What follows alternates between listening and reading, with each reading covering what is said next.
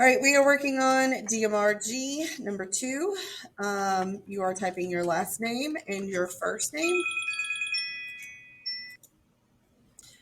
Last name and first name, and which class period you have your math class. We are going to continue to review knowing what the radius and the diameter is so that we can apply it to the formulas that we have been utilizing. So in this case, it wants to know what the diameter is. Well, diameter, remember, is a longer word.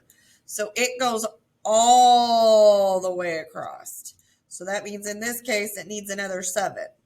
So 7 plus 7 makes up the diameter. So in this case, the diameter is 14 inches. So I will type 14 inches. Okay. That means it gives us the radius. So the radius is 7 inches. So you'll type that, 7 inches. Now the reason why we go through that is because we now need to use that to calculate into the formula. So if the diameter is 14, I'm going to put that where that D is. So C equals 14 times pi. Pi looks like a weird little symbol. I'm going to use the calculator that you guys use, and I'm just going to calculate it. 14, right, because it says diameter. Yep. 14 times pi equals, and we're going to round to the nearest tenth, so I'm going to highlight that one. So that 8, I look next door at that 2. That 2 says, nah, stay there, stay at the 8. Don't go up to 9 because it's too close. So our answer is 43.98. 43.98, and I need to make sure I include my units, which is inches. All right. Now that we've done that, we also have to do the area. So if the radius is 7, I'm going to write it there. Now I know that that little 2 means 7 times 7. That's a 7. It doesn't look like 1, but it is. And then I have to multiply that by pi. So we are, again, just going to use that calculator and type it. So let's get the calculator that you guys like. Do 7 times 7, which is 7 squared. And then I times it by pi again. 7 pi. Answer is 153.93. We're rounding to the tenths. So when I look next door to that 3, that 8, is that closer? Does that make it closer to 4? Or should I say 3?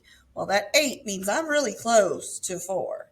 So I'm going to change this answer to 153.94. So 153.94, and the units is inches.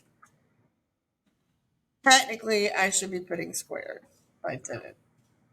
Whoops. We'll start doing that, but then this is going to count this wrong. When you do a little caret thing, 2. Oops. So I'm going to tell you I'm already going to have this wrong, but you're going to have it right by the time we fix it. Hit next.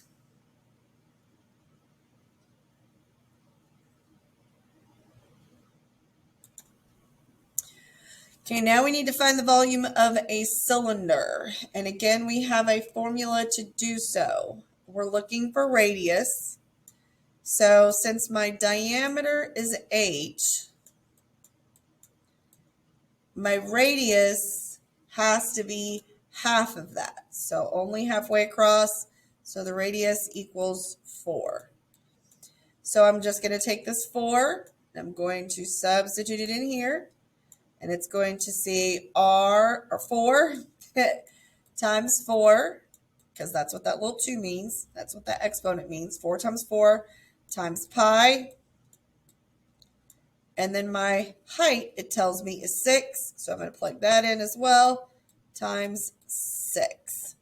So using that calculator that we like, if I can find it, say that every time, I'm going to hit clear, because 4 times 4, that's what it tells me to do, times pi, there's pi, times the height of 6, 301.59. I'm rounding to the 10th.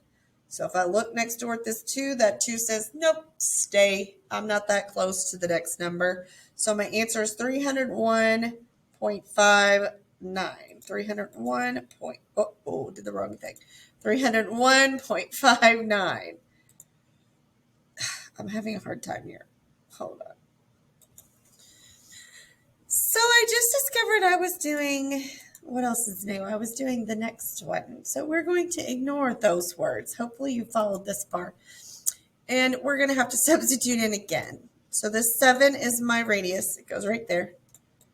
So 7 times 7 times pi times the height, which is 3. And I will use your calculator. Hopefully I won't screw up again, but I'm sure I will. I always do. So 7 times 7, that's what it says, times pi times 3 equals 461.81. We're rounding to the 10th. Look next door at that 4. That 4 says stay at the 1 because I'm not close enough to the next number. So it's 461.81. 461.81. And this is meters. So meters, caret, it's 3-dimensional. So it needs a 3. I'm going to push pause and make sure I have that in there. Okay, so mine is going to be wrong because I can't edit this, but yours is going to be right if you typed it that way. So I'm going to hit submit, but you're going to see that I should only get one of these 2 wrong. Yeah, it looks like I'm getting that very last one wrong, but it won't be wrong by the time that you guys get to it. So as you can tell, it has it like this, but you need to have this because I'm going to have that answer there.